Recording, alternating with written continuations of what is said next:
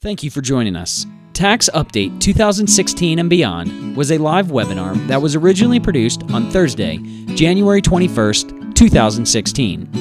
The presenters for this webinar were Mark Heath and Ryan Rutt, both with McKonly and Asbury. Enjoy this webinar recap and visit us online at www.macpas.com for more information about our future events and upcoming webinars. Good afternoon, everyone. Thank you for joining us for today's webinar about tax legislation, Tax Update 2016 and Beyond. My name is Ryan Rutt, Senior Manager here at McKonly Asbury. I'm joined by Mark Heath, the tax partner here at McKonly Asbury. Good afternoon, everyone. Mark, are you fully prepared for the 2016 blizzard? Prepared is a loose term. I'm just glad to know that they've already declared a state of emergency, so we should be all set. That's exactly right. Well, today we're going to touch on a variety of topics underneath the broader topic of 2016 tax legislation. Actually, it goes beyond tax legislation. First, we'll talk about the end-of-year action, kind of surprising action by Congress, really. At the end of the year, some of the other things that happen throughout the year, we'll talk about that, what it means for 2015, for 2016, and even beyond that. And then we'll move on. As we talk about 2016 and beyond, 2016 being an election year, we want to take a look at some of the candidates in play. Actually, there are more candidates in play than we may have expected in the past, but we'll look at their various tax plans and kind of where each of them is coming from. And then finally, as time allows, we'll talk about tax expenditures and what should tax policy look like. That will kind of be a segue from the presidential candidates and kind of each of their ideologies. We'll kind of go beyond that and say, well, what does good tax policy look like? So that will be near the end, again, as time allows. Before we jump into specifics about the year-end legislation, which has kind of been a yearly tradition, I thought it'd be prudent to talk a little bit about the actual process of how these laws come to be and how this legislation gets passed. From our perspective, Mark, and you can correct me if you think differently, but year to year, it becomes this exercise of stalling by Congress, waiting till the very end of the year. The past 2 years, it's literally been mid-December for them to pass legislation on that year. So, for instance, this year, we did not know what tax policy really was going to look like for 2015 until December of 2015. And that has kind of become the running game, so to speak. And, you know, people ask us all the time, so what do you anticipate how the year will shake out? And we'll say there is no guarantee with Congress, but by the end of the year, most likely, like every year, they'll pass some kind of extension package that renews all of these things that we commonly call extenders they'll still be in play at the end of the year. But as we did this same webinar last year, by the time 2015 started, all of that action that had been taken in 2014 had already expired. And you're left to wonder again, what's this next year going to look like? For the end of year 2015, the legislation that was passed was a bit surprising in that they actually did some common sense solutions by extending many of the popular provisions permanently, or at least through at least a couple of years, some things through 5 years. So I want to talk a little bit about why this was such a surprise. One of the main pieces of extension, one of the extenders that we were looking to see was the research tax credit. And the research tax credit is taken by a lot of companies. And I'll get to some of those numbers of what this actually would cost in budget speaks. But a lot of companies take advantage of this. Basically, if you're doing any kind of research into new technology or innovation, you're most likely eligible for this credit.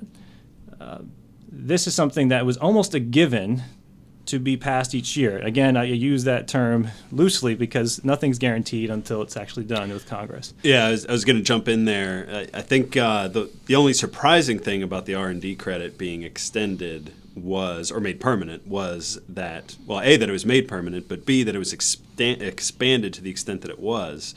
As Ryan said, it was pretty much guaranteed it was going to be extended my guess is if you polled members of Congress prior to it actually being extended, you would get probably a 100% take that, yes, it will be extended, but as Ryan said, it's not done until it's done. But it was the making it permanent and the expansion of it that was a bit surprising. So, with it almost being guaranteed, you may wonder, well, why wouldn't they extend it permanently like they did this year? And if you want my personal take on it, it's because this was an easy way for other pieces of legislation to get passed. And by that I mean what we commonly refer to as maybe pork barrel spending, small pet projects. You're not going to get support for this just across broad support in Congress or the president. But if you can attach it to a piece of legislation that, like we said, is virtually guaranteed to be passed, then that's where you tack it onto. We'll look at some other smaller pieces of legislation later, but this was something where it became, since we knew it was going to be renewed, it was expected that it would only be for another year or two. Why? Because then in a couple of years, when there's a new project that a congressman wants to get passed, they can look at the research credits again and say, well, this is going to get passed, so I'll tack on my pork barrel spending to this bill. Also, take into account that if these businesses really need the research credit and they come to rely on it so much, there's most likely some kind of lobbyist in play where, and what do lobbyists do? Well, they take care of congressmen. So call me cynical, but I think this is what's been happening the past few years where 2 years comes up, there's a lot of a game of chicken being played where they say, it might be passed, it might not be passed. As long as you kind of take care of your congressman, they'll make sure it gets passed. Again, that's my personal cynical opinion. So I think me, alongside of most people in our profession, Mark, I think you would agree, thought this year will probably be the same as every other year. We're going to get to December, they're going to pass something for a year or two, and we can expect this game to be played again. But surprisingly, that did not happen. They actually made, along with research tax credit, many things permanent. And let's start looking at some of that right now. But Mark, would you agree with that, with the surprise factor of the legislation? Yeah, it's always exciting going through the year trying to serve clients and try to predict the future with their tax liabilities and say, the question every month was bonus depreciation, which the term bonus depreciation always kind of baffled me because they're not giving you anything that you're not already paying for. So the term bonus makes it sound like you're getting something that you're not entitled to. They're just letting you do it faster than the standard rules. They're letting you save on interest, essentially. Do you agree? Yeah. Okay. Time value of money. I mean, that's all it is. It was always exciting during the year trying to predict the future, trying to tell clients how much to pay in estimates, what their tax provisions should be when we simply don't know what the rules are going to be. And it's very simple to say that, Congress would say, well, you do know what the rules are. The rules are in place. That's a bit disingenuous because we all know that at least something on some level was going to be extended at the end of the year. And so, can I ask you your personal opinion? Why do you think this year was different than any other year? And to be honest, I have my own opinion. I wanted to hear it, see if you have any opinion first. Or do you think it was just random? Nothing is, as we'll talk about if we have time when we get to the tax expenditures and tax policy discussion. The more you look into it, and the more whatever pieces of the onion you peel away, you find very quickly that nothing is random. All of this is completely planned out. It's just people have different plans, and they have to figure out which plan is going to win out. So no, nothing is random. Why was this permanent? My sense is that there's been so much discussion around tax reform, and I think there is a legitimate desire across both parties to have legitimate tax reform. Obviously, what both parties would want are completely different, but they both want to do some kind of tax reform. And in order to do tax reform, you need to get past what they would term this piddly stuff of these things that just get extended every year to make them permanent, so we have some legitimate, call it a line in the sand, to start from and say, okay, here's our starting point. Now we can go from here and actually look at true tax reform. That's my guess. What do you think, Ryan? Yeah, well, I would agree. Actually, in the past, when we had this, I call it every other year exercise. It wasn't every single year. Although, to flash back a little bit, I would say about 5 years ago, the annual exercise was about the AMT patch. True. Where every year they would have AMT when it was put into play. If you know what AMT is, if you're paying it, it's painful for individuals. But when they put it into play, it was the idea that everyone would pay their, quote, fair share. This was put, I think, back in the 50s or 60s. But it was never indexed for inflation, which became a problem because in every year, if they didn't do anything about it, it would take in a lot bigger, broader net than what was originally planned. So then it was widely expected every year that there'd be some kind of, they call it the MT patch. Well, then one year, like several years back, they made that permanent. And then I was left wondering, well, what's going to be the next one? And then it became the research credit. But then when they would do this every other year exercise, they would give it maybe a 2-year extension. I, following politics like I like to do, thought, okay, well, they're doing it for 2 years. This gives them a little bit of runway to do some kind of reform like you're talking about. But if you know how fast Congress moves, that was not nearly enough time. So then I go back to my more cynical approach where this was an exercise in lobbying and that kind of thing. But I agree with you now in saying, looking at this, what I call a surprise extension, permanent extension of many of the popular provisions, I am left to think that this is some kind of really long runway for a much broader tax reform. And in fact, as I had this opinion, and then I came across a quote from the House Speaker Paul Ryan, and he said about this act, which is, by the way, called the PATH Act of 2015. The PATH stands for the Protecting Americans from Tax Hikes Act of 2015. It's so these names can be a little bit annoying. Really gets you excited. Yeah, it really gets you annoying. You are now protected from a tax hike. Congress is protecting us from themselves. Did I just say that? And it conveniently spells out a word. Oh, I didn't even notice that. Crazy. Thank you, Ryan. No, but as part of this reform, I found a quote from Paul Ryan. He said, "I think this is one of the biggest steps toward a rewrite of our tax code that we have made in many years. And it will help us start a pro-growth, bold tax reform agenda in 2016. In addition to all that, we are ending Washington's days of extending tax policies 1 year at a time." So he doesn't just give you a clue. He's basically saying this is going to set the stage for tax reform beginning in 2016.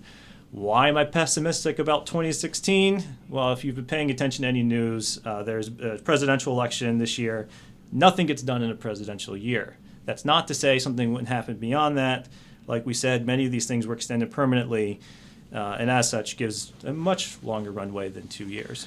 I will say I think one thing that played a bigger role in it this year was there was a huge backlash from businesses last year, and actually it was the last time we did the 2-year extension because it wasn't extended until after the year had already ended. It was made retroactive, obviously, but it wasn't extended until after the year ended, which just simply wreaked havoc from both a fiscal year filer standpoint and from a tax accounting standpoint for your financial statements, because your financial statements are obviously it's a point in time. It's December 31 or whenever your year end is. What is your financial picture look like at that date and time? Well, at December 31, we didn't have things like the work opportunity tax credit. Now, granted, it was extended 2 days later. So we knew, and it was extended retroactively, so we knew the law that was in place effectively for tax returns on December 31, but for financial statement purposes, that law was not yet in effect. So companies were literally missing out on millions of dollars of tax benefits on their financial statements, which were absolutely 100% legitimately there, but on December 31 they were not. So it's obviously it's very counterintuitive to say that, well, we know this is the law, but for financial statement purposes you can't do it because on December 31 the law was not in place. I think there was a lot of backlash from that and a lot of pressure on Congress to make it permanent so nothing like that would ever happen again. So as a teaser for the next section when we get beyond the actual provisions, when Paul Ryan talks about a bold tax reform agenda in 2016, I would say the end part of the sentence would be mostly 2017 and beyond. It largely depends on, I would say, on who actually becomes our next president, because the next president has the ability to veto anything that Congress sets in front of them. And while we'll look at their tax plans, obviously it's important to know that Congress is the one that makes the tax law. But it'll be interesting to see who the new president is and how they will work with the newly voted Congress, for that matter, come 2017 going forward. So with that being said, that was a broad intro to the actual PATH Act of 2015. Let's actually take a look at some of the provisions, and we'll start with some of the more popular, broadly used provisions. And the ones that appear on the screen right now are actually all permanent extensions. Not everything in the legislation was permanent, but these were. So the first one is Section 179 expensing. The idea of Section 179 expensing was not set to expire. This Section 179, for those not aware, would be under Section 179 you can expense an otherwise capital improvement or something you would capitalize. Excuse me. There are limitations. It can't be real property. That's a broad assessment of it. But every year it had set to go down to its original amount of $25,000 with a phase out of $200,000. But the past few years, it has been increased to a $500,000 amount with a $2 million investment limitation. What that means is by the time you hit $2.5 million of fixed asset additions, you had been phased out of it completely. So the past few years, it's been this $500,000 amount with a $2 million cap. That has now been permanently extended. We're not left wondering whether it's going to be the increased amount. I think one year it was even something in between. I can't remember, like 125.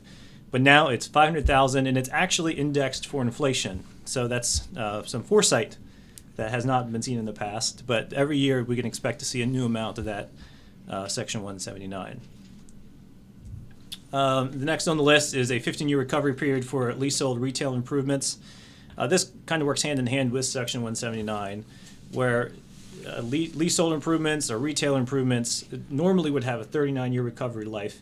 And again, for the past several years, or as long as I can remember, there's been extensions of it being allowed under 15 years. This is important, not only because it's obviously shorter than a 39-year life, but this also makes it eligible for Section 179 and for bonus depreciation, which we'll touch on later.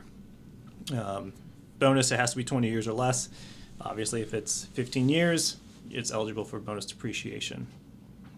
So that was another large permanent extension. We have the 5-year recognition period for S-Corp built-in gains. Built-in gains is sort of like the AMT. You may not be aware of it until you're actually paying it. But essentially, when a C-Corp becomes an S-Corp, there used to be a 10-year recognition period, meaning if there were assets, the intention, I guess I'll say, is if you're a C-Corp and you have assets that have appreciated in value, they essentially have built-in gains into them. And if a company wanted to avoid paying tax on selling those assets, they could say, well, first I'll become an S-Corp and then I'll sell them. And this recognition period says, no, you have to wait for the 10 years it used to be. After you turn into an S-Corp, if you sell appreciated property at the time you turned into an S-Corp, you had to pay a special tax called the built-in gains tax. And this is a big deal for S corps. If you made your S election 5 years ago, now you are, and you were under the impression that you were going to have a 10-year recognition period. Congratulations, you have no more built-in gains. And as Ryan had said, it's on appreciated property. It's that while that's correct, your property does not have to have appreciated significantly in value. It's just basically your built-in gain when you make the S-Corp election. So even if your property has the exact same value when you made the S-Corp election as it did when you bought it, presumably you've taken depreciation deductions. So right away you have a net unrealized built-in gain in your fixed asset. So just normal course of business. you'd be getting hit with this tax anytime you sold an asset, machine, anything, just in your normal course of business as you replace stuff. So this is a big deal for S corps. They're going to save a significant amount of tax not having to do this anymore. And again, this is, maybe you just said it, I'll repeat it. This makes that 5-year recognition permanent. So for anybody going from 2016 forward, if you elect to become an S corp, it's always going to be 5 years. The 10-year period is no more. S corp's charitable contributions to property, another extender. This was this is a kind of a unique rule for S corps, where if they would contribute property, again, that has could say appreciated value, they can essentially take a deduction for the fair market value, but only lose basis of their basis only gets hit by the amount of their cost, not the fair market value. Again, this is something that had been extended each year. Now it's permanent. And the one that we had kind of said was I'll call it the locomotive behind this whole legislation, the research tax credit, is now permanently extended, and is not a guessing game anymore. And this is one of those things, if you're interested in learning more, obviously you can contact us about if there's any opportunity. We had a question come in about give examples of what research tax credits may qualify for, or what kind of companies can qualify for the research tax credits. It's broader than, I'll start by saying it's broader than what most people might think. Obviously, I would give an example like a tech company. If you're doing any kind of innovation, if you can show research activities, expenses, then it would be worth your while to get a study done to see how much credit it would be available. And there are other examples. Mark, I'll ask you about other businesses that you've seen that can get the credit. But I will start by saying many of these companies, if you think about a tech company that's starting up, don't have taxable income and therefore don't really have use for the credit. One thing that's happened under this particular deal legislation, I shouldn't just call it a deal, is that small businesses can use this credit against payroll tax, and I believe it's AMT tax as well. So it became not only permanently extended, but a little bit more enhanced as a tool as well. Mark, what other companies would you say are good opportunities for this credit? Yeah, that's a common question we get. The answer is a lot more companies than think they're eligible for it are eligible for it. I'll give a brief history of the R&D credit. It's commonly referred to as the R&D credit to try and not be confusing. Research tax credit, credit for increasing research activities, incremental research tax credit, R&D credit, all the same thing. Anyway, brief history. When the R&D credit first came into play, it was Congress's attempt to keep innovation inside the United States. When it first came about, you had to discover something new to the world in order to qualify for the credit. You had to be splitting the atom, you had to be finding a cure for cancer, you had to be developing the next pharmaceutical product that was going to change the world. That is no longer the case. The informal test now is it new to you? Someone else may have already done it, but you may or may not have known that they did it. And if they discovered something that works great, they're not going to just call you up as a competitor and say, "Hey, we figured this out. Thought you'd be curious." So you need to, but you're going to go through the same processes to try to develop new products, new ways of doing things, new ways to build efficiencies. New ways to just process food, process any kind of machinery, and how you do that is obviously trial and error. You have to figure out what works, and what even after Congress first put the R&D credit into place, they were finding that sure some of the real big time innovations were staying in the United States. But a lot of the other stuff, the research and development, the trial and error, the innovation was being outsourced to foreign countries where the labor was just simply cheaper. So Congress said we want to make it affordable for companies to be doing that here because we want to keep those jobs here. We want to keep that intelligence here. We want to keep the technology here. And so they lowered the bar to say it doesn't have to be new to the world anymore. It just has to be new to you. So then you would say, okay, well, how do I figure out if I'm doing this?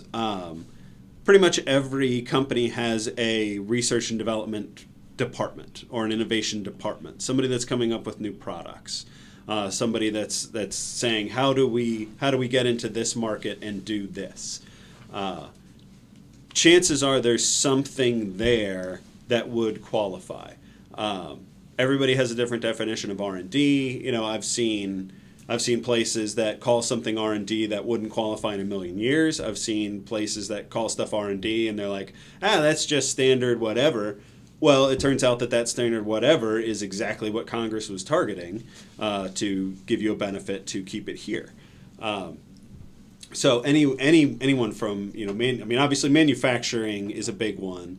Tech companies are a big one. Software companies are a big one. Food processors, yes, that's manufacturing, but people don't necessarily think of that as manufacturing because you're not making a widget. You're making cookies or you're making crackers or rolls. But if you're experimenting with, I don't know, new recipes for things, or if you're trying to figure out, we want to put a new processing line in that is going to cut our production time in half. That certainly has the potential to qualify. So there's a lot of stuff out there that you normally wouldn't think would qualify that would. The important thing is to ask the question, to make sure that you're picking it up and make sure you're getting the maximum benefit. Ryan also brought up a little bit about how this has been expanded. A lot of the feedback we're hearing and Congress was hearing was, especially the tech startup companies, they're saying, hey, we have a ton of research and development that we're doing and all this stuff, but we haven't sold anything yet. So we have no income, or we've just sold a little bit, and we're going to be, we're having losses for the first 5 to 10 years of the company. And so, sure, we could get these R&D credits, but we have no income tax to offset with them. So what's the point? Why would I do it? So Congress said, okay, one, we're going to allow small companies and startup companies to offset their payroll tax liability. Assuming you have employees, you have payroll tax liability, so they're going to allow you to offset that with your R&D credits. And also a big barrier in the past had been, especially because AMT, more and more people are paying AMT tax every year. In the past, the R&D credits could not offset your alternative minimum tax. You could only get rid of your regular tax down to the point where you hit AMT. They said, okay, if you're a small business being defined as $50 million or less in revenue, you're going to be able to offset AMT with that as well. And the credit will also flow through for S-corps and partnerships, so the tax doesn't have to be at the entity level. The credits will flow through to shareholders, and the shareholders can use it on their return as well, and offset AMT on their return. So it's some exciting stuff. It's as exciting as tax can get. Very exciting. It's very exciting. Yes. And so yeah, the question is, are we eligible for it? The answer is ask, because I'm guessing you are. But Mark, who would you ask for this kind of thing? I would ask McKonly and Asbury, but that's just me. But seriously, ask your tax provider, whatever. If you're working with an accounting firm, ask them. If you're not, call us. Yes. So I guess that's the takeaway. Is if you're not sure, ask. There can at least be some initial analysis that can be done to explore if it's a viable solution for you. There are other permanent extensions in the business world, but before we get to those, I'm sorry, there are some other smaller ones I'll touch on later. There are also other temporary extensions. Before we get to those, we'll hit some of the other permanent items, which actually relates more to individuals. As Mark just alluded to with the R&D credit, a lot of business provisions are interrelated with individuals, in that you might take them at a business level, but they're going to flow through down to the individual. So I kind of had in the order of permanent items first, business and individual, since they're so tightly related. So the first one on the list is IRA distributions to charity. There is a rule that if you don't know about, you should. It's related to individual IRAs. If you have some kind of investments in some stock, that again, we talk a lot about appreciated property today, but let's say you invested in what hasn't gone down since this in January. Has there been a stock that has not gone down? I'm sure there's one. I just can't think of them. If you're invested in some non-oil company that has gone up in value since you've acquired it, let's say you pay $25. We'll do a simplistic example. One share of stock for $25, and that thing has now increased to $40. There's a rule that had been extended every year up to this point. Now it's permanent. And I actually would get questions about this from a nonprofit that I work with. But if you have appreciated stock, so the stock's now worth 40, and I want to donate to a charity, I can actually donate my share of stock. And what that does, this rule does anyway, is it gives me that $40 deduction because I've given them $40 worth of property, essentially. They, in turn, are just going to monetize it, so it's almost the same as cash to them. But for me, what I don't have to do is now I don't have to pick up that $15 of capital gain income. So normally, I guess the inverse, if this wasn't here, what would have to happen is I would take my $40 share of stock, I would liquidate it, sell it for $40, incur a $15 taxable gain, and then donate the $40 cash to the charity.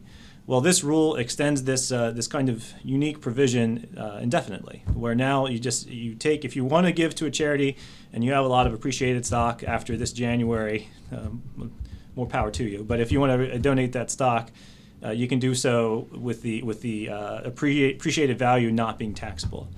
It's a cool little provision there.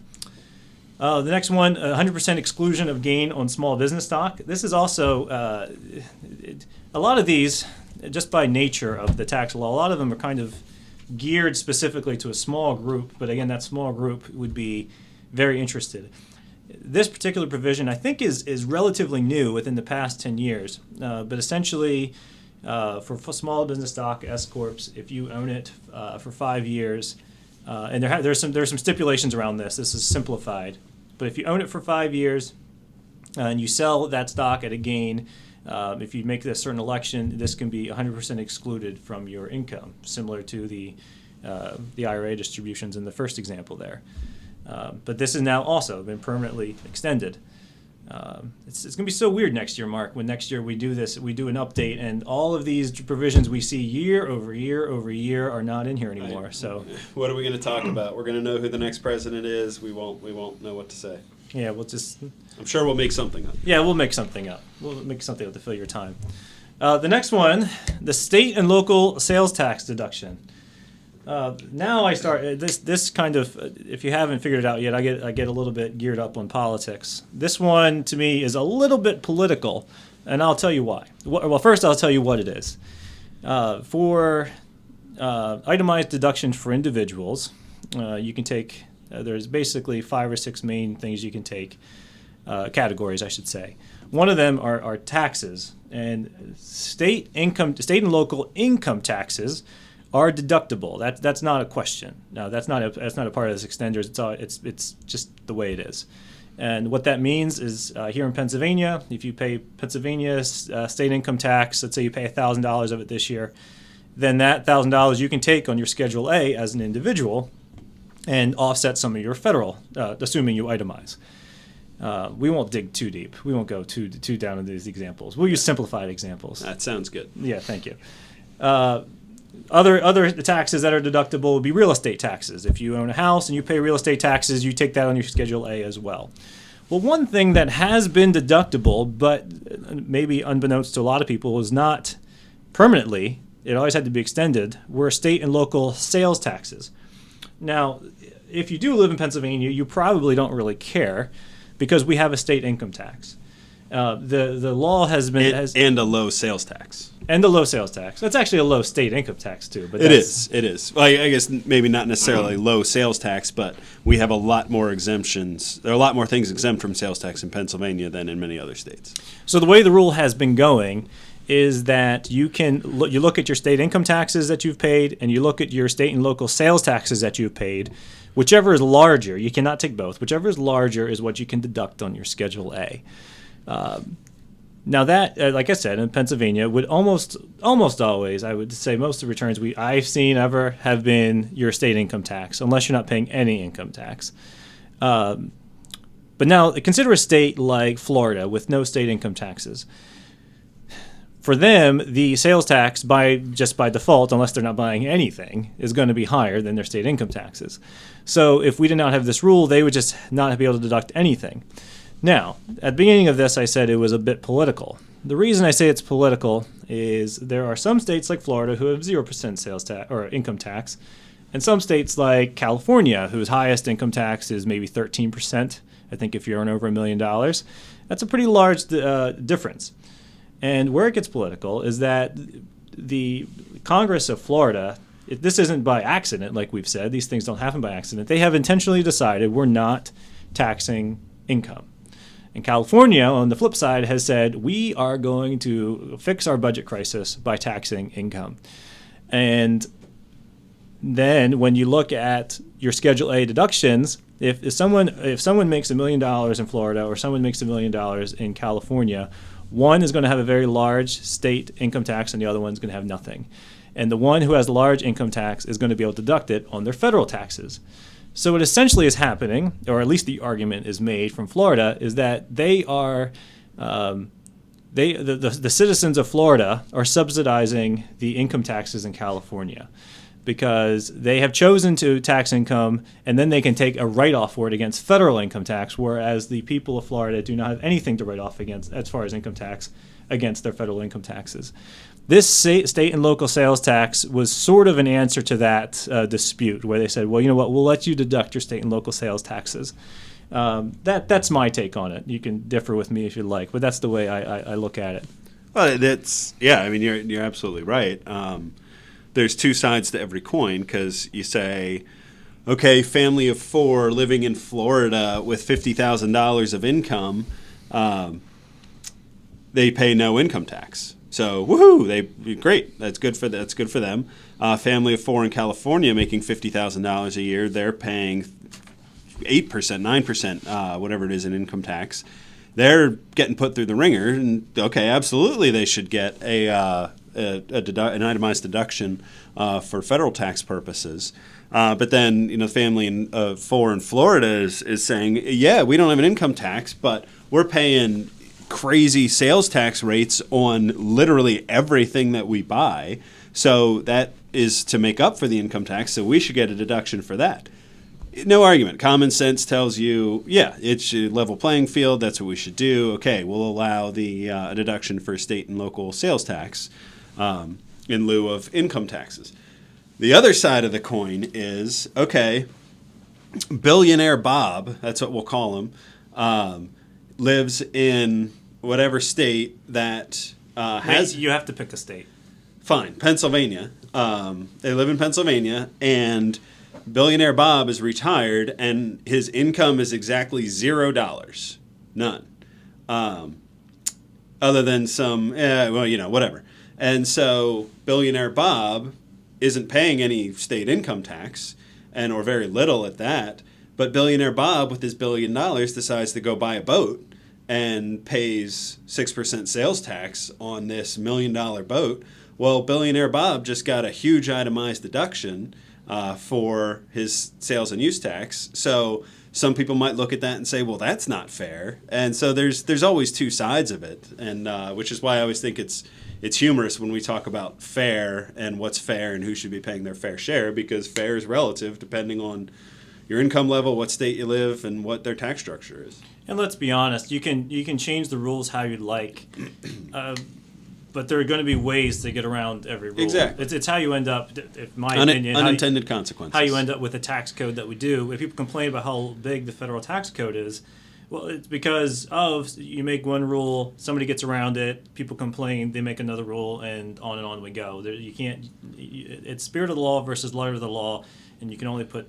I guess there's unlimited letters you can put to the law. That is true. You will never get to the spirit of the law. That's my commentary on that. One of my other, the next one has kind of been, I almost call it a nuisance expense. I'm going to get hate mail for that one.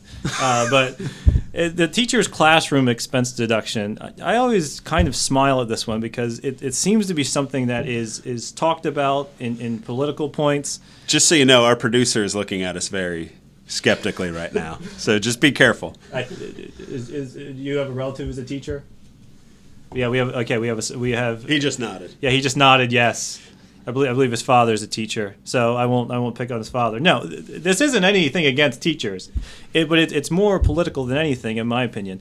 The teacher's classroom expense deduction says that for teachers who spend their own out-of-pocket money in their classrooms, making decorations, putting stuff up on walls, buying markers. I don't know what else you would do in your classroom at the school if the school is not providing it. They can write off up to $250 above the line. Which is good. No one has a problem. I don't have a problem. I don't have a problem with it either. I think it's great. They should get a deduction. I think the humorous part of it is that this is one of the things that you always see in these extenders. Don't get me wrong. I think it's nice that they get to write off $250, but $250 as a write-off is relatively minuscule in anything else we're talking about. For example, if you are in we're going to make a simplified example because the effective rate's always different, but let's say your effective rate, or you're in the 25% tax bracket, you're looking at what, a $60 benefit from this write-off. And I don't know. I have some figures in front of me. I don't know what the cost of this is to the federal government each year, but it's going to be small. I mean, you're talking when you can write off $1 million mortgage interest. A $250 deduction is almost nothing, but it's always in the extenders. It is humorous how hot of a topic it always is, but the dollars just simply aren't that big. Heck, I'd say if we're going to do it, let's make it a credit. Give them, if they're spending $250, give them a $250 credit against their income tax. Now, if we're going to do it, make it meaningful. People, and I will just take this point, I think most of you would be aware, I don't want to insult my audience, but a lot of people ask me what's the difference between a deduction and a credit. This is a good example. If you spend $250 on your classroom as a teacher, if you're in the 25% bracket, you get a $250 deduction. That means you kind of take that against your effective rate, and that would be the amount that you would get back. So in this case, it'd be like $60-some. If it was a credit, you would basically be able to take that as a whole number, $250 against your taxes, as if that $250 was paid as an estimated payment on your taxes. Now, the other thing about the teacher's classroom expense deduction that, again, I just kind of smiled at was that they indexed this for inflation as well. So next year, look for the teacher's deduction to be $255 or $253.50. I don't know what it's going to be. Again, I don't want any hate mail for this one. Moving on. The enhanced child tax credit was made permanent. Again, I guess I should have said about the teacher's classroom expense deduction, this is permanent now. It's going to be there in perpetuity. The enhanced child tax credit, it's a very popular one. It had been for years, $500. About a handful of years ago, it got increased to $1,000. There's also a refundable portion to it, and it has now been permanently extended. This was always a hot button issue. You'll also see in the presidential candidates, some of them want to increase this. I have to look. I'm not sure if anybody wants to axe it. That would be seeming to be pretty unpopular. I got my first piece of hate mail that in an email saying that teachers are people too. So I apologize to all the teachers out there. It was nothing against you. It honestly was nothing against you. We're in favor of it. We're in favor of it. It's just I'm laughing at the politics. That's all. The final thing on this slide, the enhanced American Opportunity Tax Credit. This is for college credits essentially. Again, I love the names of these things. If we were protecting Americans from tax hikes earlier, the American Opportunity Tax Credit. You can't just call it the college tax credit. It's the American Opportunity Tax Credit. This is now permanent. And we don't have to worry about it being part of legislative banter going forward. Anything else you want to add to the individual side before we move on, Mark? Nope. All right.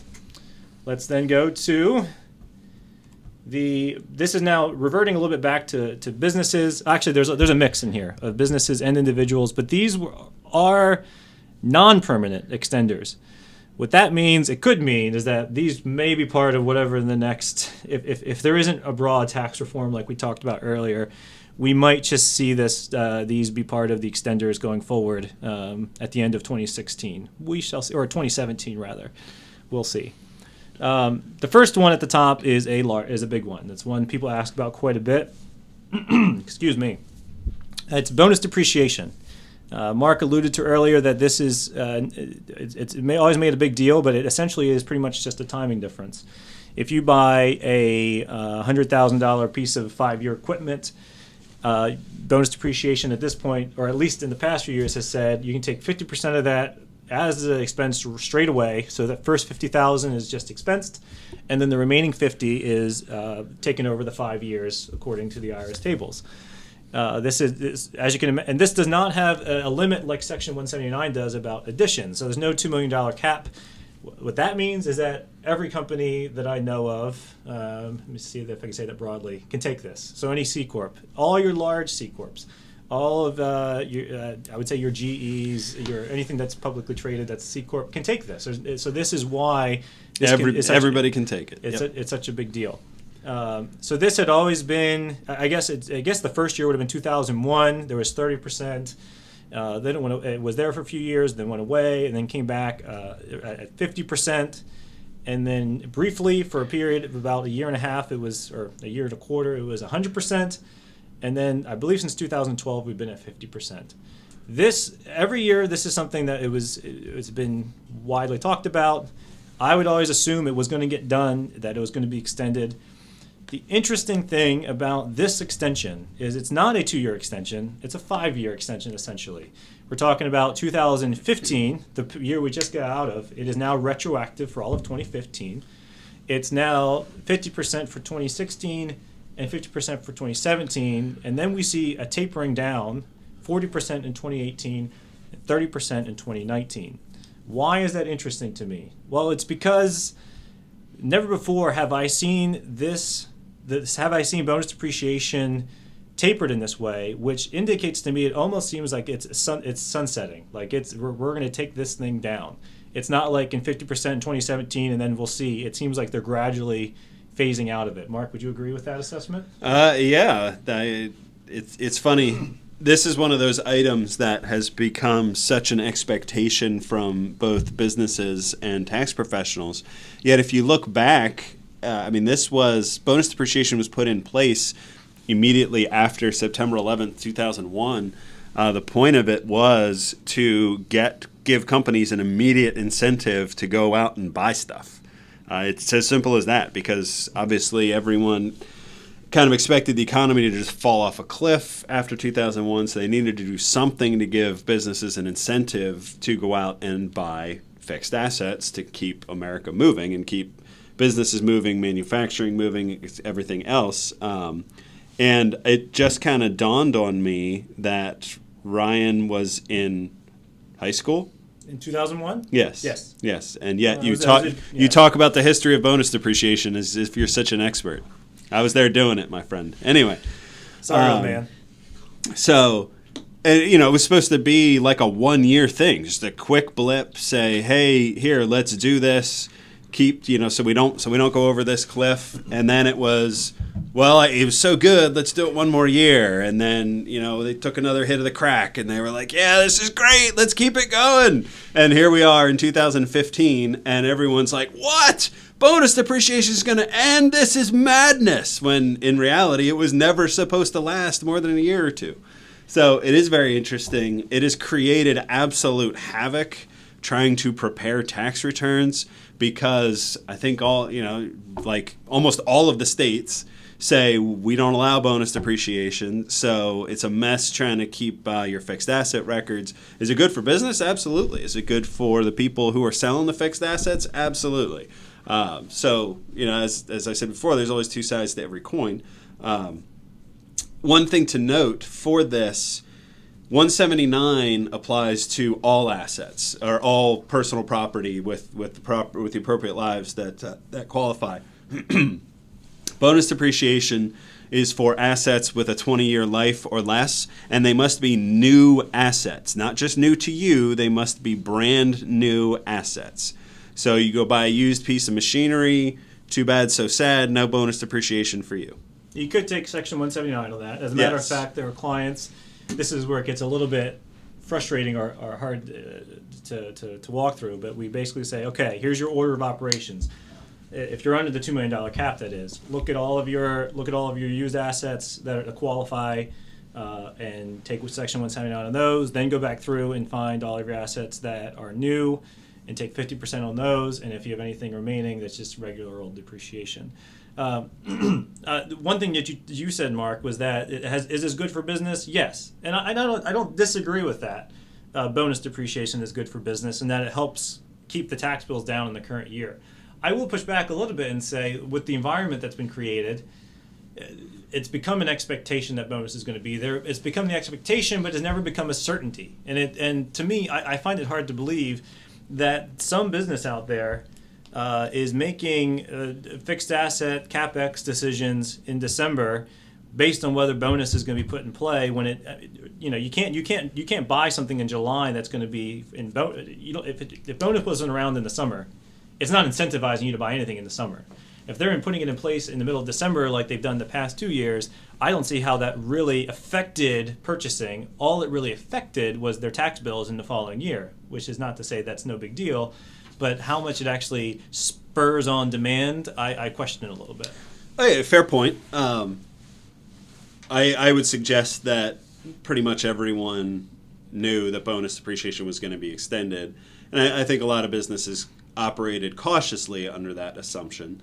And also, I'm agreeing with you. At the end of the day, I would argue how much effect bonus depreciation actually had on decision making, because I don't know of too many businesses out there that are just going to go buy a piece of machinery because they can get a 30-cent or 60-cent savings on spending $1. And we're not even talking about a permanent savings. We're just talking about time value of money. Because companies can only buy so much stuff. They only have so much space to put stuff. And so over the span of 5 to 10 years, I would argue most companies are going to buy X amount of product. Whether they can depreciate it on day one or over those 5 to 10 years, they're still probably going to buy roughly the same amount of stuff. I think the bigger benefit is just simply the time value of money. They get to hold on to their cash a little bit longer in that their tax liabilities are deferred, and so they can use that capital to fund other projects, hiring more employees, what have you. So, and I would also say now that bonus has been extended through 2019, at least some percentage through 2019. It does give businesses a little more certainty about what their purchasing decisions will mean in 2016, 2017 going forward. Absolutely. So I really like that part of it. And also, I'll just speak to one more thing. You just said, I don't think many businesses are making decisions based on, the savings they'll get, 60% savings on $1. I guess anecdotally, I can't say this happens broadly, but I would think it would. Anecdotally, I have known, I'm from Lancaster County. I know some farmers. I do know that there is, at the end of the year, sometimes, at least one story where a man walked into an equipment place where they sold large pieces of equipment, like harvesters, what have you, over $100,000, and says, I need to spend $150,000 by the end of the year, because that's how much income they had. If they spend $150,000, they don't have any tax bill. And when you look at it that way, then you say, okay, maybe that is at least spurring some purchasing. And if you can save, how much is that in tax, and get a new piece of equipment at the same time, then so be it. Well, I need you to go find that farmer, Ryan, and tell him we have a foolproof tax plan that he will not pay a dime in tax. I'd love to hear it. 100% guaranteed. You just get his address. I will send him an invoice. He pays it before the end of the year. He will not pay any tax. But joke well taken. At least in my example, he actually has a physical harvester he can harvest with. That's details. Yeah, and you can't really do much with an invoice. All right, moving on. So the bonus depreciation is non-permanent. Looking at it, I would have to say it is going to sunset. Sorry, one last point on that. I knew I had one more thing I wanted to say. When Mark talks about it wreaking havoc on states, not only do a lot of states say, no, you can't take it, the worst part, I would say, is the states who can't make up their minds. It's the states who say, no, absolutely not, we're not doing it. And the next year it happens, they say, well, I don't know, no, we're not going to do it. Next year, yeah, you know what, we're going to take it. We're going to allow you to take it this year. And then the following year say, you know what, we're actually going to retroactively align ourselves with the federal tax code. And then the following time they say, no, not going to do it. I will say Pennsylvania has been a little bit one of those states where they basically said they didn't change the rules, but the way that they were applied was different year to year, and it's a mess. It really is a mess. So to see it actually sunset, I would not be opposed to, even though it's good for business. But that being said, before we move on to the next point, when we talk about, again, I'm more teasing for the presidential candidates, I think a lot of people, there are some candidates who would say they're all for immediate expensing of any any additions, whatever they are. So that would basically be 100% bonus depreciation on seemingly all assets. So I think, again, this kind of sunsetting language sets the stage for broad tax reform, but we will have to see going forward. Extended through 2016, this would be what we're more accustomed to, this extension that was retroactive to 2015 and extended through this year, 2016, but by January 1st, 2017, it will have expired, but look for it to be renewed if it hasn't been done so by next December anyway. First one is exclusion of cancellation of debt income on a principal residence. This one, I think, as a practical measure, I've heard it said is it just actually makes sense, because if you had a foreclosure on your house, your principal residence, you would in the past have to pick up cancellation of debt income because your debt has been forgiven. But the problem being, if you have this kind of scenario, you're most likely without a lot of cash, and if you don't have a lot of cash, it's going to be hard for the IRS to collect on that bill. And so this is almost a move of saying, you know what, we're not really collecting money from this kind of cancellation debt income anyway. Let's just call it an exclusion and just be done with the administration of it. Again, some of that is my commentary, just for the record. The next one, deduction for mortgage insurance premiums. I remember I used to be a little more in tune with this one. Like a lot of provisions, you're mostly concerned about the ones that actually affect you. So when I had to pay PMI when I first bought our house, I was always rooting for this one to be extended. And thankfully, I'm no longer in that situation. But if you are, your PMI is deductible, as it has been since 2008, I think at least. So that is through 2016 as well. Deduction for qualified tuition expenses. If you did not qualify for the American Opportunity Tax Credit, another route you can go is the deduction of qualified tuition expenses. Again, this one has been extended through 2016. And the alternative fuel credit, any kind of fuels tax credit, as we also call it, that has been extended through 2016, where you are incentivized to use certain types of biofuels that are maybe a little more environmentally friendly. I think propane would be one. I'm trying to think off the top of my head some of the other ones. But this one I did not realize it actually been set to expire, but it is a moot point because it's been extended through 2016. Anything you want to say on that before I move on? Nope. Okay. Moving through extension through 2019, which I guess would be the same as bonus depreciation through 2019, is the work opportunity tax credit. I'm happy to see. I was maybe a little surprised this is not included as part of the permanent extensions. I was very surprised it was not made permanent. But it is still nice to see some bit of certainty. For those unaware, the WOTC program, or Work Opportunity Tax Credit Program, incentivizes businesses to hire people from maybe the harder circumstances. There's different categories. War veterans is one. If you're qualified for food assistance is one. I believe troubled teens is still one, something like that. I believe so. But this program is popular, especially for large, I would say, retailers would be one category, but people who hire a lot of maybe part-time employees, or this is a popular provision. It's good to see that being extended. Yeah, I was surprised. I was surprised that it wasn't made permanent because other things were made permanent. I just thought this would have been one of the things that was made permanent. As Brian said, this has been a big deal in many industries. which has made it more affordable for businesses to hire. If a business says, okay, we can afford to hire 15 people, well, now with this, they can afford to hire 18 people or 20 people, whatever the number is, and multiply that times millions of businesses all across the country. This has made a big deal in terms of job growth. Again, if this is something, I have had businesses approach me and say, hey, we've heard about this program. If you think you might qualify for this or you want to learn more, you can always contact us at McKonly Asbury.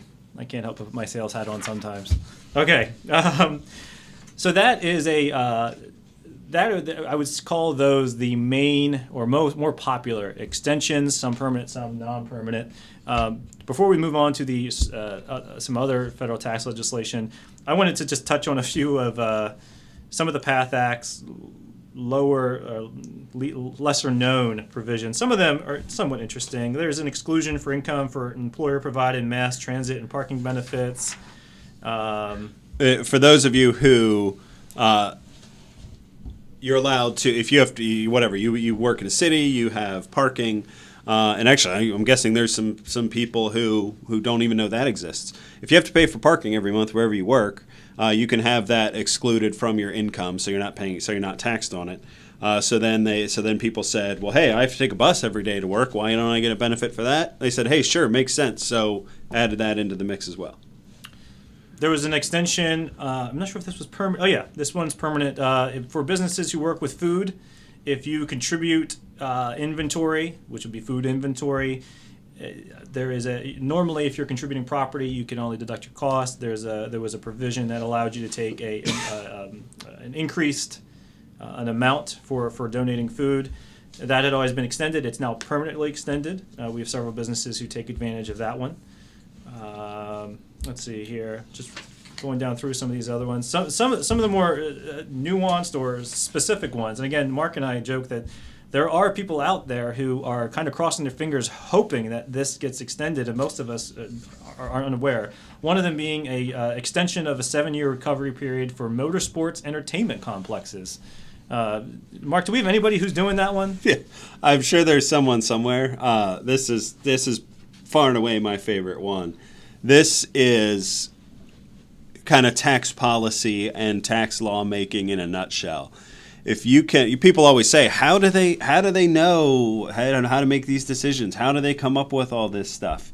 I guarantee you, there's some congressperson somewhere who has a bunch of motorsports arenas in their district, racetracks, and they say, and they want more to come in. And they say, gosh darn it, the only way I am voting for all this other stuff is if you allow 7-year depreciation on racetracks. And 98% of Congress and the country, well, maybe not the country, but whatever, couldn't care less about this. But they end up being like, fine, whatever, good grief, we'll give you that, just vote for the rest of it. And everyone's like, okay, great. Which, sounds kind of harmless, but that's how you end up with a tax code that's 84 billion pages. It also explains how some of these spending packages become so large, because that's one provision. I doubt that costs a whole lot of money, even over a 10-year stretch. But if you consider there are, 535 congressmen? Or is that just the House of Representatives? 635? Yeah. With the Senate. If you consider all of those congressmen, and if they need to pull over 20 more votes, and you do it one vote at a time by some special, tack it on. This is what you come up with. There's also, and I'm not saying these are even bad. I'm not making a statement about the individual provisions. It's more about the process of how they came to be.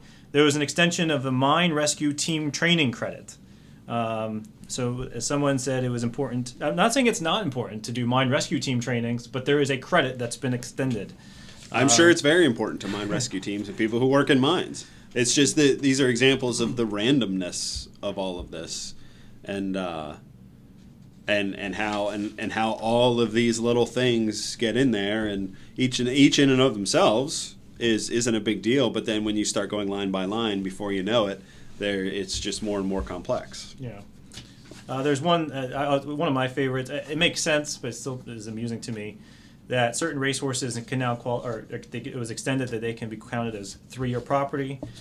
because let's be honest, you only need a 3-resource for 3 years. So Do you even need it that long? I don't know. I don't know. So there are many other specific deductions and credits. I won't get into any on all of them, or we'll be here for another 2 hours. But that was all as part of the PATH Act of 2015. We do want to touch briefly on a couple of other things that happened this year. Coming up in the next slide, as part of the Surface Transportations and Veterans Health Care Choice Improvement Act of 2015, it was not a tax bill, but there were some tax implications that came from that bill. Mark? Yeah, I will say I don't think anyone could have predicted that the Surface Transportation and Veterans Healthcare Choice Improvement Act would literally change the face of tax compliance in the United States. But believe it or not, it did. Starting with the 2016 tax year, C Corporation income tax returns, the 1120, which a hallmark of our society is due March 15th for calendar year companies every year, is now going to be due April 15th, starting for the 2016 tax year. I think I just heard a glass shatter in the background. So we're only talking about 2017 filing due dates, but partnerships, which have always been due April 15th for calendar year corporate or calendar year partnerships, will now be due March 15th. So we accelerated the partnerships and delayed C Corps. Now you say, why did they do this? Well, partnerships flow through to individual tax returns. And when are individual tax returns due? April 15th. Ryan, thank you. April 15th. Very good. Very good. Ryan's correct. April 15th. The goal is so that individuals will be able to get their K-1s from their partnerships 30 days before their income tax return is due, and so they'll have more time to do their tax return. Now, the cynical side of me is like, well, okay, if partnerships could get their tax returns done by March 15th to get the K-1s out in time, they probably were doing that. And so if they couldn't then, and Congress is just telling them now they have to, well, it doesn't mean that they can. So now are we just going to see a whole bunch more extensions? I don't know. But You're such a pessimist. I know. Well, then the other side of this is this applies to, for the C Corp, the delay in the C Corp due date applies to every C Corp unless you are a fiscal year filer with a year end of June 30th. In which case, this does not take effect for you until 2025. Can you explain that? Do you have any explanation? Factually, no. I can guess, though, that someone somewhere, I'm guessing a staffer in some basement room with no windows underneath Congress. So all of them. Was analyzing what the CBO, the Congressional Budget Office, was going to say about delaying C Corp due dates, stumbled across the fact that the federal government's fiscal year is ending September 30th. So if we said C Corp returns are not due until April 15th and you get a 6-month extension, that means that that for fiscal year filers, their tax return, or no, forget the extension part. For fiscal year filers with June 30 year ends, this would now mean that their tax return is not due until October 15th, which is 2 weeks after September 30th, which would mean that their final tax liability is not due until after the fiscal year ends, which means the Congressional Budget Office was going to freak and say that they are fundamentally changing the tax receipts for the federal government. So they said, holy cow, we got to delay this.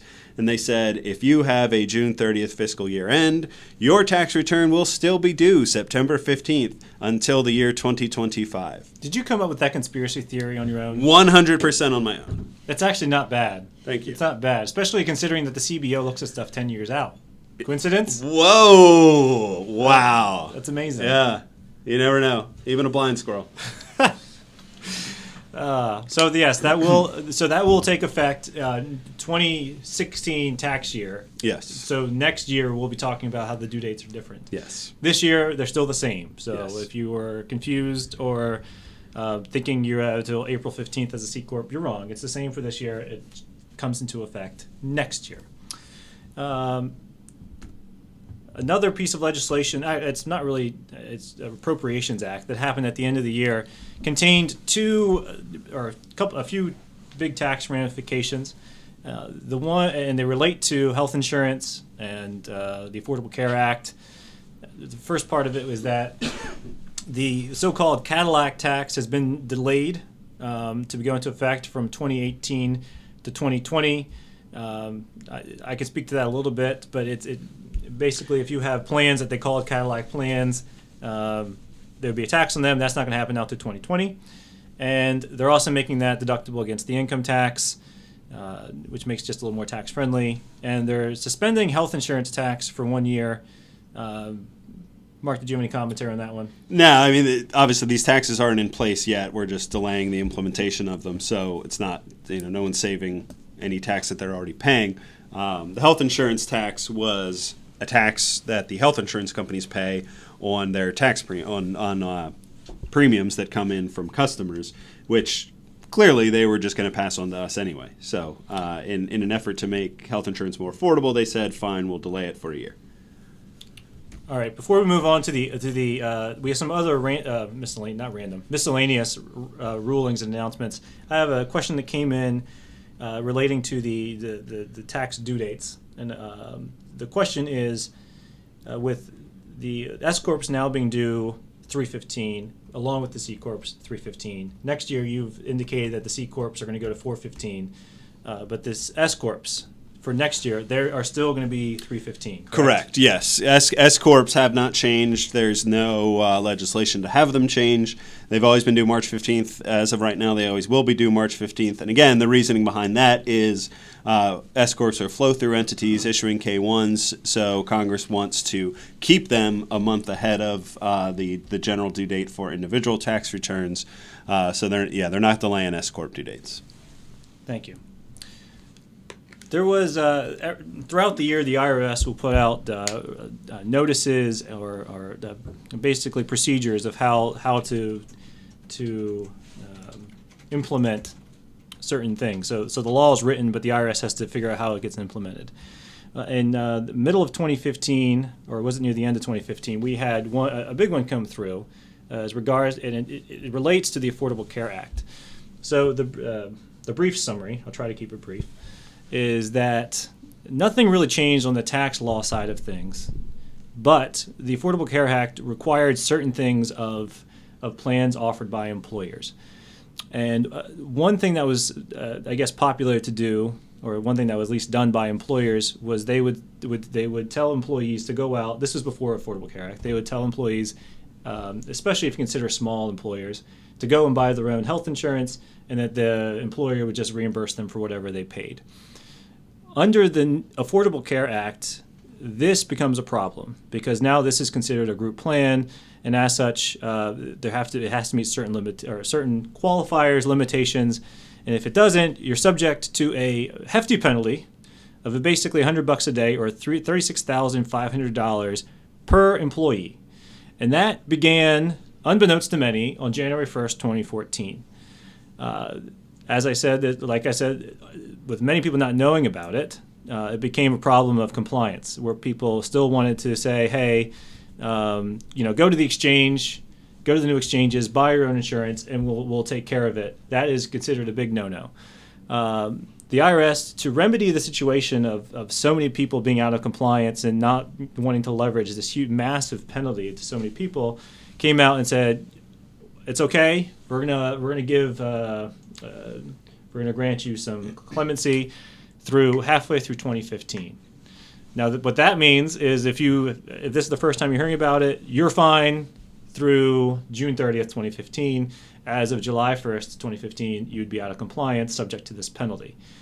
I've already seen some indications that the IRS may give more leniency on this, but it's something to be known that this is not allowed under the current environment. One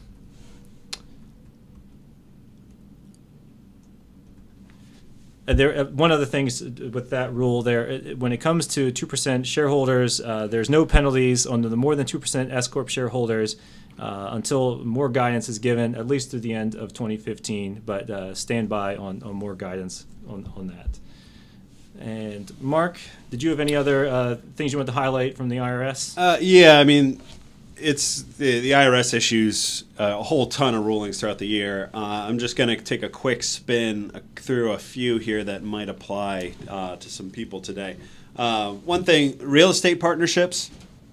If you if you're a real estate developer and you buy land with the intent to develop it, and then the economy tanks and you don't develop it, and then you sell it, and then you try to say that, oh, we were never going to develop this, we just bought it for investment purposes, and try to take capital gain on it, the IRS is going to say no. In this case, partnership was a taxpayer in the business of developing mixed-use real estate. The taxpayer suspended development of a specific project when the local real estate market slowed, and they held the property for 10 years. They argued that the land was held in investment, and the IRS came in and said no, that it's going to be ordinary income. You will not be able to benefit from the lower capital gains rates. And the tax court held that the taxpayer partnership never abandoned the intent to develop. It just didn't make economic sense to develop it. So that was the only reason they didn't do it. So now you're going to say, okay, well, how would you make the case of that you didn't have an intent to develop? That can change. You can buy land on day one with the intent to develop it, and then day two you say, you know what, we're not going to develop it anymore. We're going to hold it for investment. Document it. Document what you were going to do, how you changed, why you changed, what you're now doing differently. Stop doing little things to make it more attractive to developers, or to get it ready for development. Stop doing those things. If you can put these things when you first buy them, if your intent never was to develop it, put it into a separate entity. So you can say the land in this entity is for investment, and the land in this entity is for development. Make sure you spike that out. Mark, can I interject and ask why is it important whether it's considered ordinary or capital? Thank you. I forget to clarify these things. If you're developing it, it's ordinary income because that's your business. That's what you do. Ordinary trade, or ordinary course of your trade and business. It's going to be ordinary income. So you're going to have a higher ordinary income tax rate. If you're holding it for investment, meaning you're not going to do anything with it, you're just going to hold it, hope land values go up, and 10 years from now sell it at a gain, you would get capital gains rates and pay a much lower tax liability. All right, let me. There's just things to know about. There's a new RevProc. It's RevProc 2015-13. That addresses automatic and non-automatic accounting method changes. So if you're filing a 3115 this year for a method change, this is the new method change Bible that you need to follow to make sure that you're doing everything correctly. Previously it was RevProc 2011-14. Now it's RevProc 2015-13. Let's see here. The repair regs. The IRS gave relief for small businesses. This really applied to last year, so we'll just quickly go over that. As far as the repair regs go, there was some changes to the de minimis ruling. Yeah, the de minimis previously for taxpayers without an applicable financial statement, meaning you didn't get an audit. Your de minimis write-off was $500.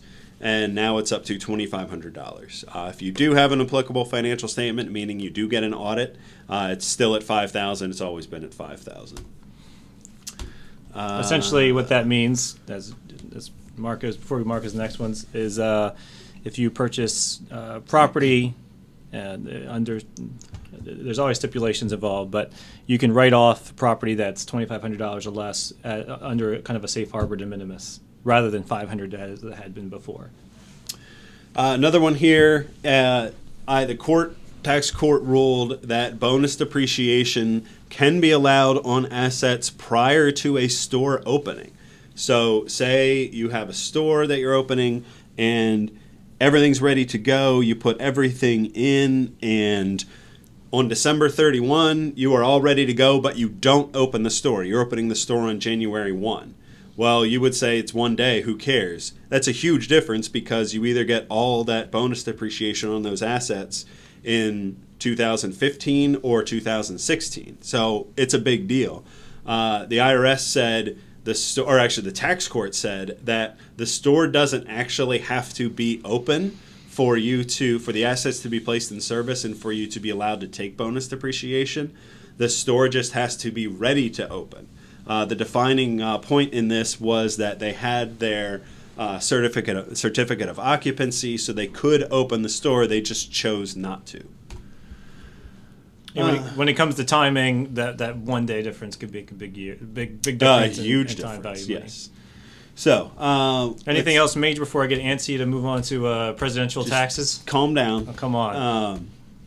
Turns out here, if you have unreimbursed travel expenses and you want to take those, you actually have to have a home. There was a case where a person did not have a home. They traveled, they're a long-distance trucker that spent 358 days on the road. So, therefore, I don't need a home if I'm on the road 358 days out of the year. But you know what? I'm going to deduct all my travel expenses. Well, the IRS said, sorry, you're not traveling because in order to travel, you have to be traveling away from something. And when you have no home, you're not traveling away from anything. Your truck is your home at that point. Exactly. So those unreimbursed travel expenses were disallowed. Let's see. The other one, it turns out that if you want to treat a rental property as a rental property, you actually need to rent it. What? I know, crazy, right? Individual had a second home, had the intent to rent it, but never actually did, but still took all the rental deductions and everything else, all the expenses related to the home as rental expenses. And the IRS said, well, since you never actually rented it and didn't actually even hold it out to be rented, you can't take those deductions. So I know, surprising. Yes, it's madness. It can be so heavy-handed at times. So, all right, I'm done. All right. Well, that's kind of our wrap-up of the legislative changes. Now we're going to move into the portion that's, I think, pretty interesting. Related to our current political environment and those running for office, we took a lot of this from the taxfoundation.org website. But it basically, we're going to summarize each of the candidates' tax positions. We'll at least do the major ones in play, or at least what seem to be major right now. If we have time, we'll get to some more who maybe are polling in the single digits, but we'll see as time allows. One thing to note before we jump into it is that while these are their sort of stated tax plans or what they say they want to do, as I said before, it's actually Congress that makes tax law. So each president or each candidate can only do so much as the Congress would allow when they become president. They can set the agenda and say what they will or will not veto, but to think that any of these will be implemented, it's not like they get voted in and these things are implemented from day one. But it gives you a good idea of their ideology and how they think things should be taxed. For example, President Obama, I think every year in his budgets, called for the repeal of LIFO. Needless to say, we still have LIFO, so that just gives you a little insight as to what actually gets implemented from a president's standpoint. I will also say, as Ryan said, all this information was taken from taxfoundation.org. If there's any other candidates that aren't included in the presentation that you want to see, you can just go there.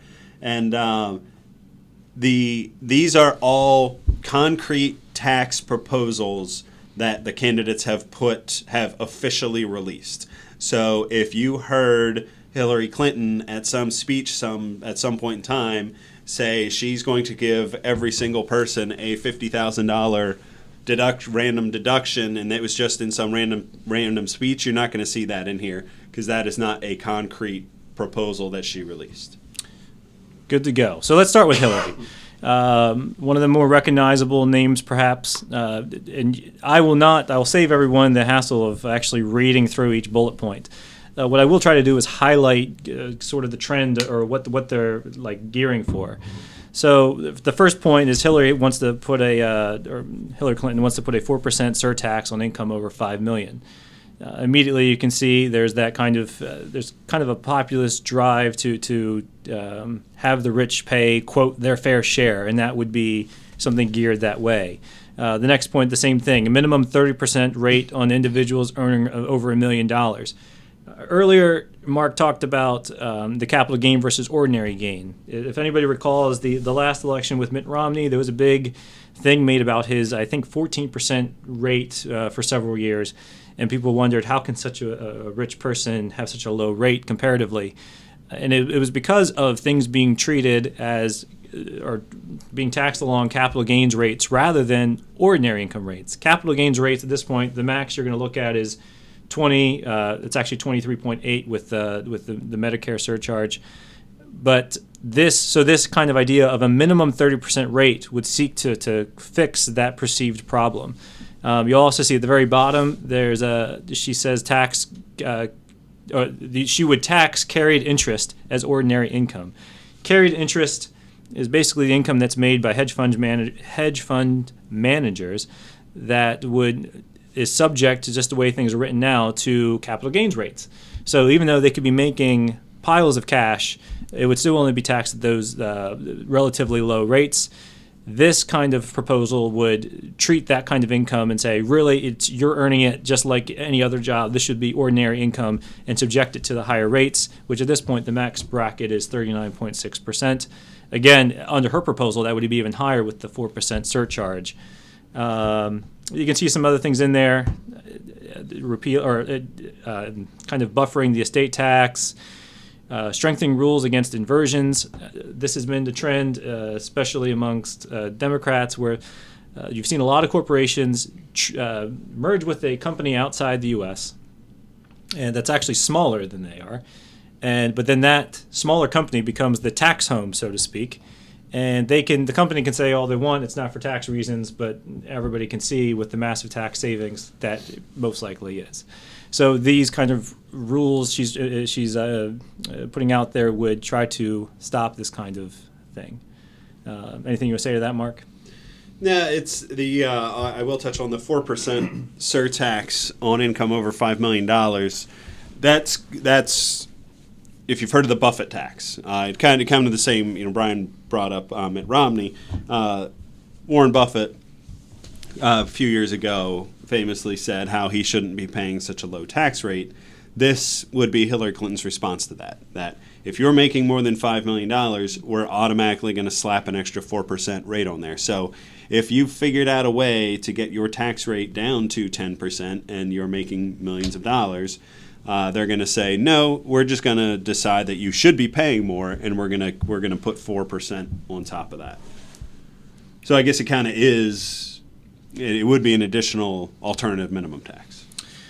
So Hillary Clinton being running for the Democratic Party, you can kind of see this trend of higher taxes, especially geared towards the wealthier Americans. We're going to switch. We're not going to just do all the Democrats and then all the Republicans. We're going to kind of go back and forth. So the next one we'll do. We're crazy like that. Yeah. Speaking of crazy, the next one we're doing is Donald Trump. Sorry, Donald Trump fans. I just lost you. Donald Trump's again. These are his official proposals that he's put out there, and actual substantive things. You'll see kind of a flip of that, where he establishes 4 tax brackets with the maximum being 25%. Again, that'd be down from 39.6. Let's see. And then you can see he eliminates the AMT, eliminates the net investment income surcharge, lowers the corporate rate to 15%. That's down almost 20%. Again, you can see the flip from Hillary Clinton being that this is now reducing taxes across the board. The only exception I'll note is at the very bottom, you'll notice the same thing that Clinton had, in that tax would be on carried interest would be done at ordinary income rates. Mark, any idea why he threw that little nugget in there? Like why would he be? Is he trying to kind of pick on a certain group of wealthy people?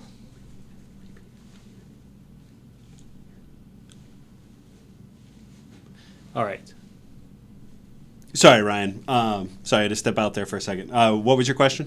I said, do you know why Donald Trump would want to tax carried interest at ordinary income rates when all of his other proposals would seek to lower taxes. This would seem to increase taxes. Why would he pick on that specific one? Well, honestly, I'll back up to the premise of your question, because that was just the reason why I was going through the tax brackets in my head and applying them to where their tax brackets currently are now, which, when we say he's going to, obviously Donald Trump's a Republican, and in general, across the board, you would say Republicans want to lower taxes. But Donald Trump establishing 4 tax brackets from 0 to 25%. And the top rate applies to income over $300,000 for joint filers. $300,000 for joint filers, that's a nice amount of money, but it's not millions of dollars. And so you say, okay, well, we're lowering the rates. That's fine, great. Except then when you go down to line number 2, or point number 2 on there, and where we say phases out all deductions except for the charitable deduction and the mortgage interest deduction. If you went through, I'm guessing, I haven't done the exercise, I was trying to do it in my head, hence why I wasn't paying attention. I'm guessing that that would actually end up increasing income tax for a lot of people, because even if you're in the 20% bracket right now, that's 20% on a much lower number now, because you're getting all the itemized deductions, personal exemptions, everything else. Where if we're going to get rid of all of that and not lower the rates drastically, so while you might fall, while you might fall into a lower income tax bracket, that number is going to be a lot higher. So basically, it's I would think this would be a conservative thing, a conservative principle, so to speak, where you maybe lower rates, but you broaden the base, and you say, yes. We're trying to make everything more uniform, more fair. I'm putting that in quotes because fair can mean what you want it to mean. But that's true. It's also interesting that he's phasing out all deductions except for charitable deduction and mortgage interest, which I believe are 2 of the most popular out there. Yeah. So he's still trying to maintain that the popular ones without while also reducing all of these other deductions. Yeah, and I would suggest that this is a nod to trying more to simplify the tax code as opposed to lower taxes. Sure thing. All right, moving on. We're going to go now back to the Democrats. Bernie Sanders having a surprising surge in Iowa recently, maybe coming on the scene a bit more than expected. Looking at it would be more in line with, I would say, Hillary Clinton's than it would be with Donald Trump. You can see it establishes 4 new brackets. Again, what we just looked at, Trump's top rate being 25%. This actually takes the current brackets, and I'm not exactly sure how he would do this because the top bracket right now is 39.6, but he establishes 4 new brackets of 37, 43, 48, and 52%. Again, you see that top rate applies to income over $10 million. It's the same thing as Hillary Clinton's the example of let's really go after the most wealthy Americans that often talked about 1%. And also, he raises all other brackets by 2.2%. And further down, you'll see that he raises the payroll tax by 0.2%. Apparently, it's more of we're going to tax more, but we're going to provide more as a government. We're going to give paid family leave. Or I saw an expansion of basically Medicare, I believe it was. So it's more tax and spend kind of mentality. I'm not saying it's good or bad. I'm just saying this is what he's trying to do. I find it interesting that he also wants to eliminate the AMT. The carried interest at the bottom is there again. There's also I found it interesting this financial transactions tax. I think Hillary Clinton had this as well. It basically takes a really small percentage of a lot of transactions. When you think about financial transactions, bank transactions. I'm not exactly sure the mechanism for how that would work, but it would just seem to be just another way of increasing revenue in the government. That's the financial transactions tax in Europe and actually a lot throughout the world is fairly common, where you're taking 1/10 of 1% or even smaller than that on every single transaction, every single monetary transaction. So you're buying or selling a security, you're exchanging money, anything like that. that there's going to just be a very small tax on there. But multiplied over millions of transactions, literally every day, it adds up pretty quick.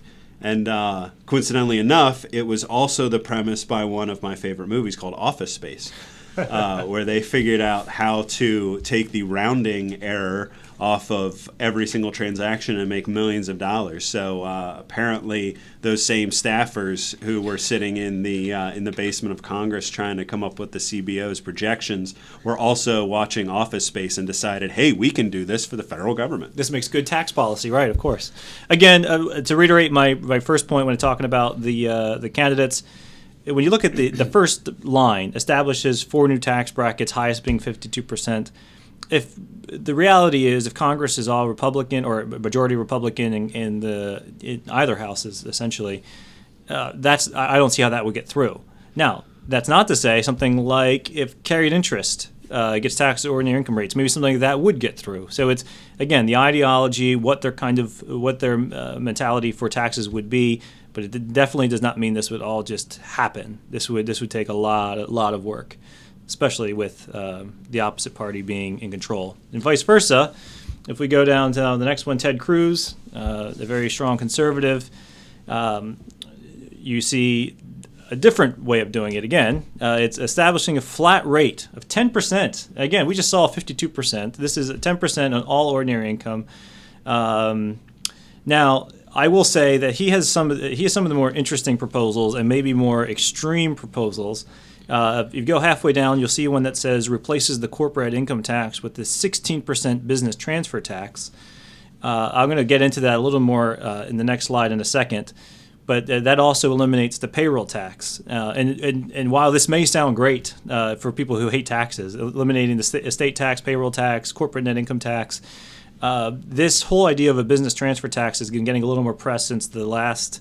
I should say tax press. I'm not sure if the tax press is the same as the regular press. It's all the press to us. Yeah, it's all the press. All the press to us is tax. I've seen kind of a lot of talk about this business transfer tax and what is it.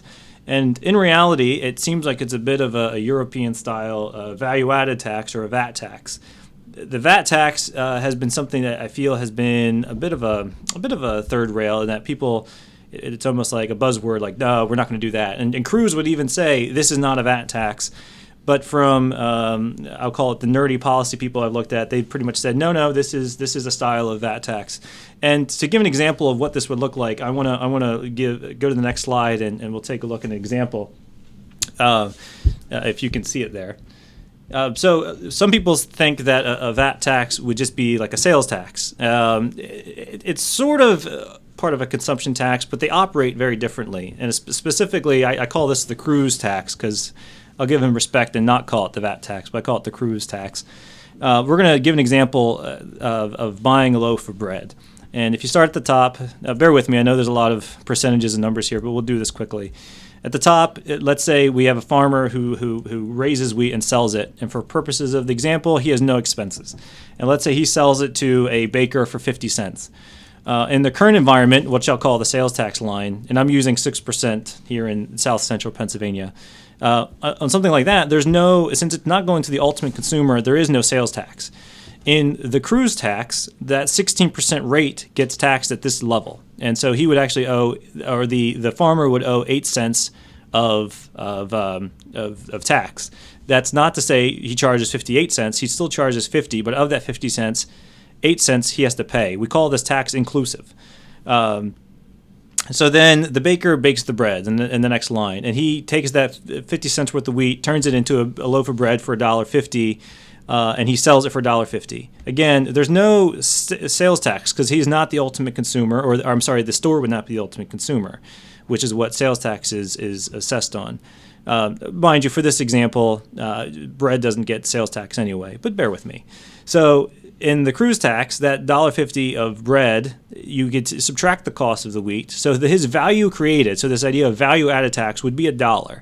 And the tax rate, again, that he's proposed is 16%. So of that $1, the baker has to pay 16 cents of tax. Again, it's not $1.16. It's not $1.66 that he's selling it for. He's selling it for $1.50. Out of that, he pays the 16 cents. Then the consumer buys the bread at the store for $2.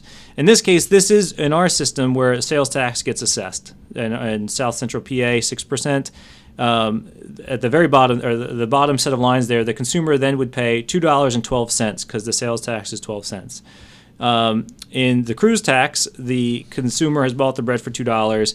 The store paid $1.50, so their value created, so to speak, is 50 cents. So they also pay 8 cents. To sum it up at the bottom, the total tax paid in our sales tax system is, and I'm not trying to say they're apples to apples, I'm just trying to show the difference. The total tax paid is 12 cents on a total of $2.12. In the cruise tax system, 32 cents of tax gets paid on a total of $2. So the effective actual rate of this 16% is actually 19% just by the way it gets taxed. And this would be for a lot of transactions. So when he's talking about repealing the corporate income tax, the payroll tax, this actual 16% would actually get levied on labor. So you're not really getting, you're just kind of swapping one tax for another. It would have wide-ranging implications, and something this far-reaching, it's hard to know the impact until it's actually put into play. So I hope that wasn't too wonky for everybody. I just wanted to kind of give an overview of what, when he's talking about a business services tax, or people call it a VAT tax, this is kind of how it would look like. So that's enough about that. I can move on from there. Anything else in Ted Cruz before we move on? I think I hit on most of it. We can move on now to Marco Rubio, another conservative. His three brackets of tax, the highest would be 35%, which is a little more in line with what we have today.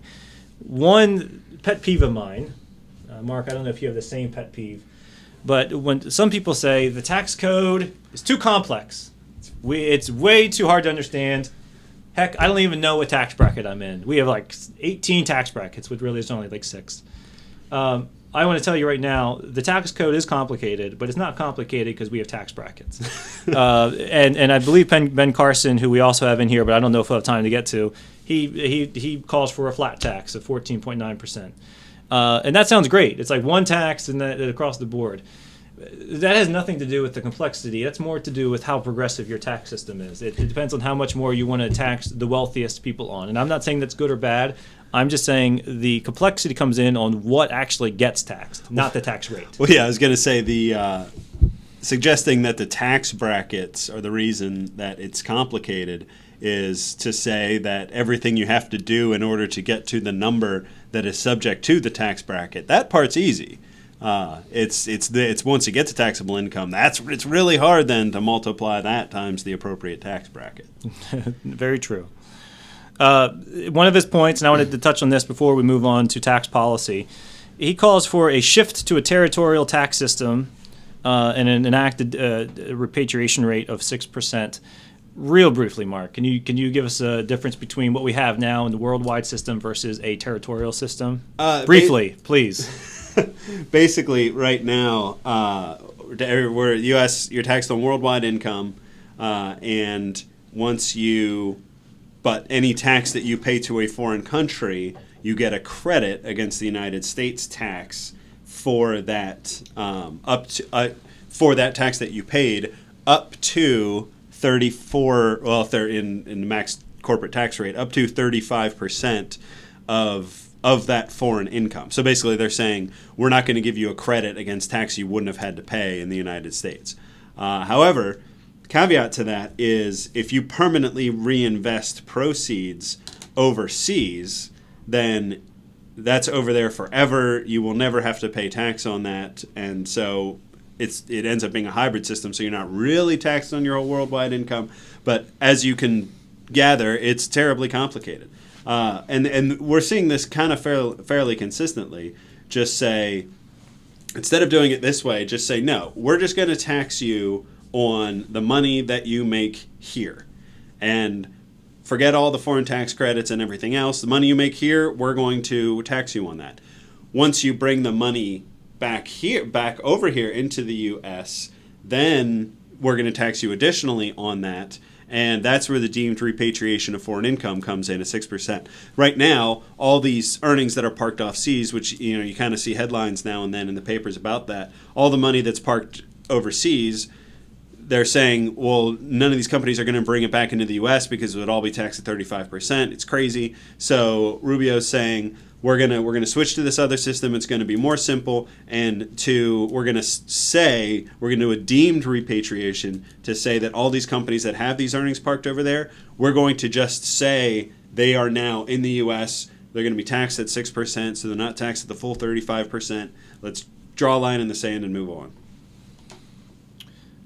As far as looking at our time, I would like to get to tax policy a little bit, but I don't want to. We will glance at each of the next three candidates on the Republican side. We have Ben Carson, who I've been talking about a little bit here, and one thing I'm going to spend like 10 seconds on each slide, but you'll see a lot of in these next three the word eliminate. So they're all about, and then if you read the other slides, it's lowering rates. Broadening the base, like we said, getting rid of deductions, excuse me, and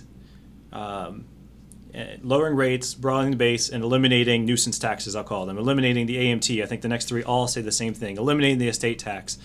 It's basically the idea is a big reform of the system and trying to make it simpler.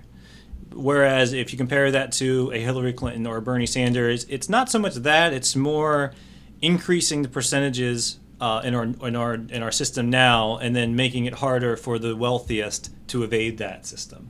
That's my overview of it. Mark, would you say anything different than that? Yeah, I wouldn't disagree with that. If you go back through each candidate's tax plans, you can see some consistencies. Excuse me. For example, Hillary Clinton and Bernie Sanders, you don't really see any kind of attempt to simplify things. I mean, in fact, in Hillary Clinton's example, she would establish a business tax credit for profit sharing and apprenticeships. Like, I think that's really cool. I mean, that sounds like a great idea.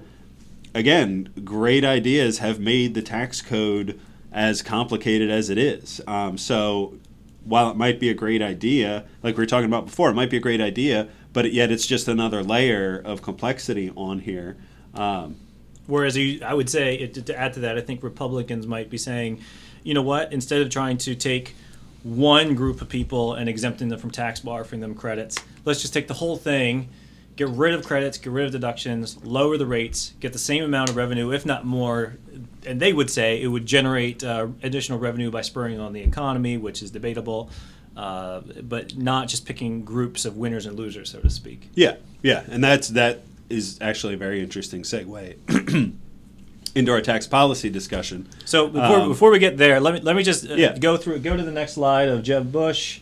Again, you see the word eliminates a lot. You see rates being lowered a lot.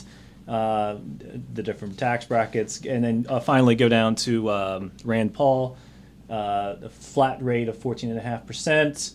You see the rates are the same across the board, whether it's business or individuals. It's another popular thing to do. But again, you see the word eliminates, the AMT, eliminates itemized deductions. So a lot of similarities in these last few candidates. But now, I don't want to steal your thunder. Why don't we shift to the topic of tax policy?